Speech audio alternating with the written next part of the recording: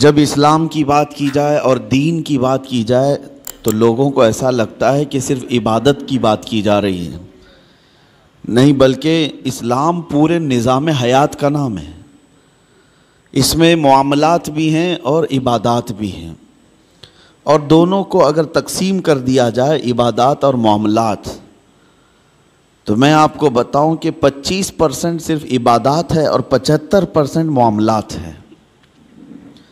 عبادات جیسے نمازیں ہو گئی، یہ عبادات کے حصے میں آ گئے، روزے، حج، زکوٰۃ، یہ سب عبادات کے معاملات میں ہیں۔ لیکن معاملات میں جو ہے بہت لمبی فہرست ہے۔ تمہارے گھر کے اندر تمہارے بچوں کے حقوق، بیوی کے حقوق، ماں کے حقوق، باپ کے حقوق، پڑوسیوں کے حقوق، پھر لین دین کے معاملات، تجارت کے معاملات، قرض کے معاملات، پھر عدالت کے معاملات، فیصلوں کے معاملات، زندگی کے بہت سارے معاملات، یہ سب معاملات میں ہیں۔ اور اسی لیے فرمایا گیا کہ جو بندہ معاملات میں اچھا ہے وہی اصل دیندار ہے۔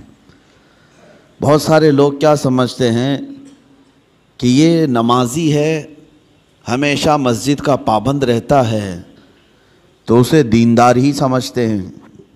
ہونا تو چاہیے کہ وہ دیندار ہو، لیکن اس کے معاملات کو بھی دیکھو کہ اگر وہ معاملات میں گڑبڑ ہے، یعنی لوگوں کے پیسے کھا جاتا ہے، لوگوں سے جھوٹے وعدے کرتا ہے، یا پھر دھوکہ دھڑی کے کاموں میں ملوث ہے، تو وہ شخص دیندار نہیں ہے۔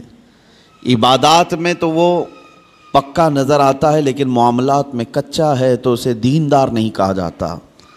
اسی لیے نبی پاک صلی اللہ تعالیٰ علیہ وسلم نے سختی کے ساتھ معاملات کے بارے میں بہت احکامات نافذ فرمائے، یہاں تک کہ حقوق بھی جو ہیں وہ دو قسم کے ہیں، حقوق اللہ، حقوق العباد۔ کچھ گناہ ایسے ہیں جس کا تعلق آپ نے ایسے گناہ کیے جس کا تعلق اللہ سے، اللہ کی نافرمانی سے، شراب پیا، نمازیں چھوڑ دیں، یا کوئی اور گناہ کیا، یہ وہ گناہ ہیں جس سے اللہ کی بارگاہ میں آپ کو معافی طلب کرنی ہے، اور اللہ کریم ہے، رؤوف و رحیم ہے، جب وہ چاہے معاف فرمائے۔ لیکن کچھ گناہ ایسے ہیں جن کا تعلق بندوں کے حق سے ہے۔ کسی کا پیسہ لے لیا اور اس کو دیتا نہیں، کسی کو اذیت دیا، مار پیٹ کیا، گالی گلوچ کیا، یہ سب بندوں کے حقوق ہیں، اور اس کے بارے میں نبی پاک صلی اللہ علیہ وسلم نے ارشاد فرمایا جب تک بندہ معاف نہیں کرے گا اللہ معاف نہیں فرماتا۔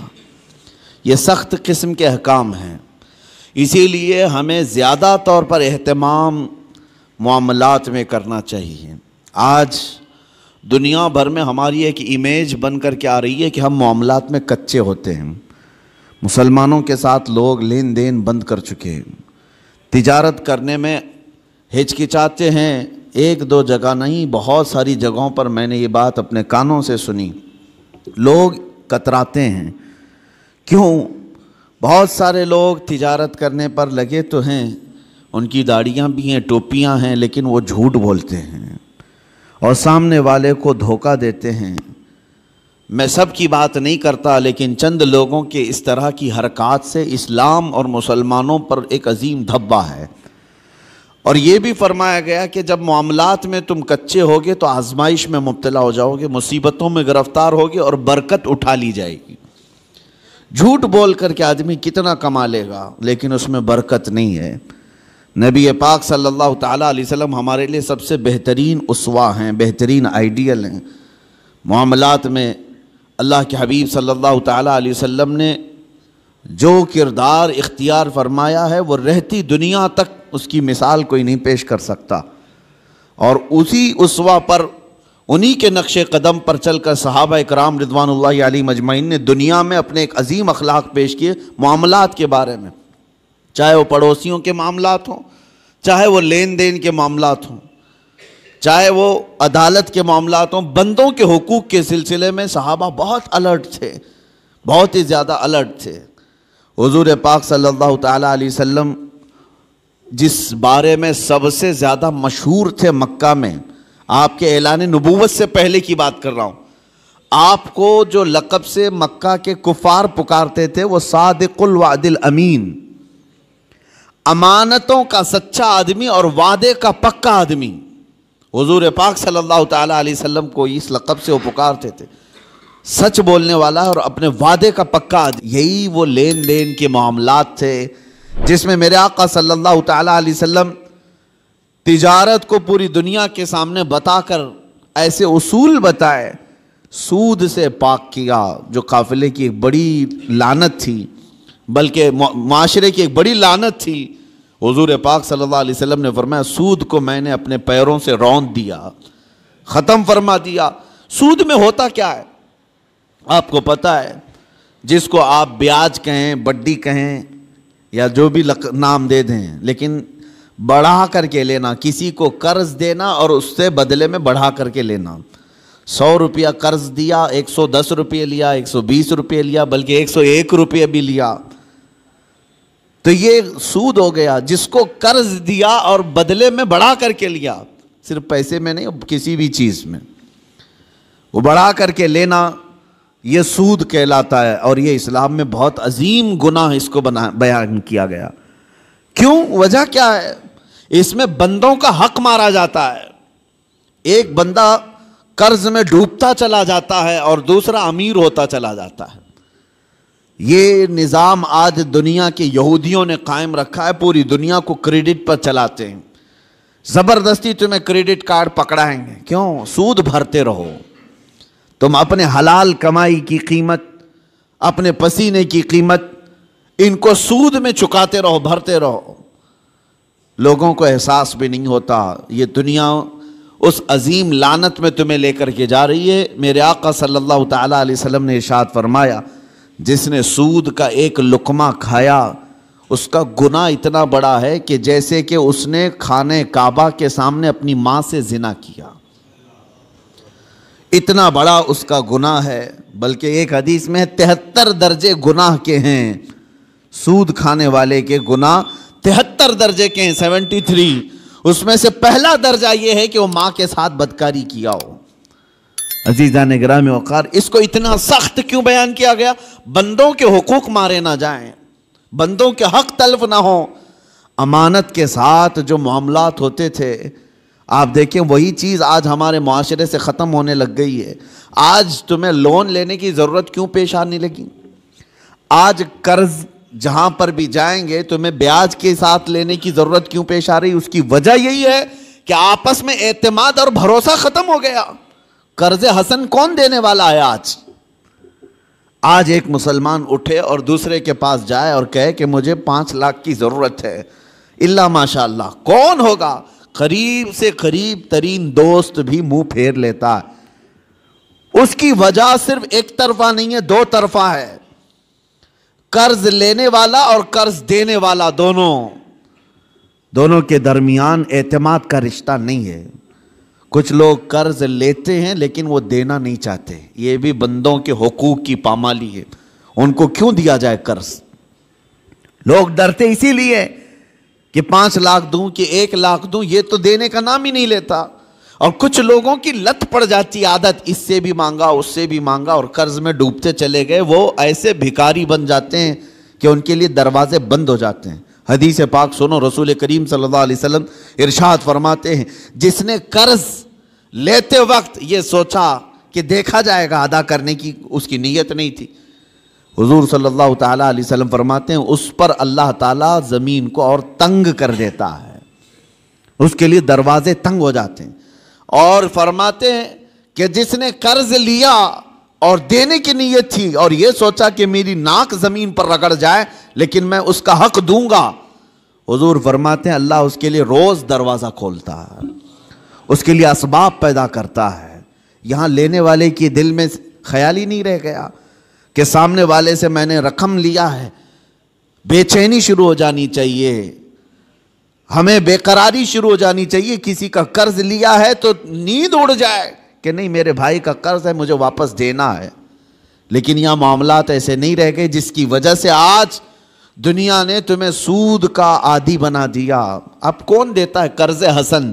قرض حسن کا مطلب کیا ہے 1 لاکھ روپے میں آپ کو دیا اور بدلے میں آپ نے بھی 1 ہی لاکھ روپے لوٹایا، یہ قرض حسن، اچھا قرض ہے۔ پہلے یہ ہوا کرتا تھا آپس میں مومنوں کے درمیان قرض، لیکن جب لوگوں کے معاملات خراب ہو گئے تو کون دینا چاہتا ہے، اور لینے والا بھی آج کل لوٹانا نہیں چاہتا، تو یہ معاملات ختم ہونے لگ گئے۔ اور اس کی وجہ کیا بنی؟ جب اعتماد کا رشتہ ٹوٹ گیا تو تم سود کے کاروبار میں پڑ گئے۔ اب تمہارے پاس کوئی راستہ نہیں رہ گیا، جاؤ بینکوں سے لون لو یا غیر مسلموں سے بھاری سود میں قرض اٹھاؤ اور اپنے کام کرتے رہو۔ یہ سب کی نوبت صرف اسی وجہ سے آئی کہ آپس کے رشتے خراب ہیں، یہ معاملات خراب ہیں، ایک دوسرے کے ساتھ محبت کا رشتہ نہیں ہے۔ عزیزان گرامی وقار، یہ کام صرف ہم نے اپنے ہاتھوں تباہ کیا ہے، اپنے ہاتھوں برباد کیا ہے۔ آپ کو اندازہ ہو، ایک صحابی حضور صلی اللہ تعالیٰ علیہ وسلم کے پیچھے نماز پڑھتے تھے، اور صبح فجر کی نماز میں بہت جلدی بھاگ کر چلے جاتے تھے، سلام پھیرتے ہی نکل جاتے۔ ایک دن ان کو صحابہ اکرام نے روک لیا کہ آپ حضور کے پیچھے نماز پڑھتے ہیں اور رکتے نہیں ہیں۔ اللہ کے رسول صلی اللہ تعالیٰ علیہ وسلم سے ان کی شکایت بھی کی۔ حضور صلی اللہ علیہ وسلم نے ان سے پوچھا، کیا بات ہے فجر کی نماز میں اتنی جلدی بھاگ جاتے ہو؟ اس صحابی نے جواب میں کیا عرض کیا، کہا یا رسول اللہ صلی اللہ علیہ وسلم، میرا گھر اور ایک یہودی کا گھر دونوں متصل ہے، لگے ہوئے ہیں، اور اس یہودی کے گھر کے آنگن میں ایک کھجور کا درخت ہے جس کی شاخیں میرے گھر کے آنگن میں بھی آتی ہیں، اور صبح صبح پکی کھجوریں میرے آنگن میں گر جاتی ہیں۔ میں اس لیے بھاگ کر جاتا ہوں کہیں میرے بچے جلدی اٹھ کر کے وہ کوئی کھجور کھا نہ لیں۔ میں وہ کھجوریں جمع کرتا ہوں اور اپنے پڑوسی کو اس کی امانت لوٹا دیتا ہوں۔ روز میرا یہ کام ہے، مجھے ڈر لگا رہتا ہے کہ کہیں میرے بچے وہ ناجائز کھجوریں نہ کھا لیں، پڑوسی کی کھجوریں جو ہمارے آنگن میں گری ہیں۔ یہ صحابہ کے اخلاق تھے۔ وہ یہودی تھا پڑوسی، اس کی کھجور کھانا بھی انہیں گوارا نہیں تھا۔ کیا ہم نے بچوں کی یہ تربیت کی ہے؟ دوسرے کا مال نہیں اٹھانا چاہیے۔ یہاں تو بازار میں جا کر بھاؤ تاؤ پوچھتے ہوئے نہ جانے کتنے انگور کھا جاتے ہیں لوگ، پھل پوچھتے پوچھتے کتنے تو چیک کرنے میں کھا جاتے ہیں، جبکہ یہ بھی جائز نہیں، بغیر اس کی اجازت کے، بغیر اس کی اجازت کے تمہارے لیے جائز نہیں ہے۔ اس میں وقار، یہ لمبی حدیث ہے، اس میں مجھے جو عرض کرنا تھا وہ یہی تھا کہ اس صحابی کے عمل کو دیکھو کہ وہ ایک مشت کھجوریں بھی اپنے بچوں کو ناجائز طریقے سے نہیں کھانے نہیں دینا چاہتے۔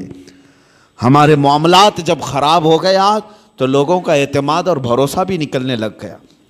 یہاں لوٹ کھسوٹ ایسی کچھ چیزوں کی میں نشاندہی کرتا ہوں کہ اللہ کا عذاب کس قوم پر آیا تھا۔ ایک بہت بڑی قوم، حضرت شعیب علیہ السلام کی قوم، ان کے بارے میں قرآن میں ہے، وَيَا قَوْمِ أَوْفُوا الْمِكْيَالَ وَالْمِيزَانَ بِالْقِسْطِ وَلَا تَبْخَسُوا النَّاسَ أَشْيَاءَهُمْ۔ حضرت شعیب علیہ السلام اپنی قوم کو بار بار ڈراتے تھے کہ ماپ تول میں کمی مت کرنا، ناپ تول میں کمی مت کرنا، برابر انصاف کے ساتھ لوگوں کو غلہ دیا کرو۔ وہ لوگ کیا کرتے تھے جس کو ڈنڈی مارنا کہتے ہیں، یعنی کلو کے کانٹے میں جو ہے فرق کر دینا، اور کہیں سے کچھ نہ کچھ سیٹنگ کر کے مال تھوڑا سا سامنے والے کو کم جائے۔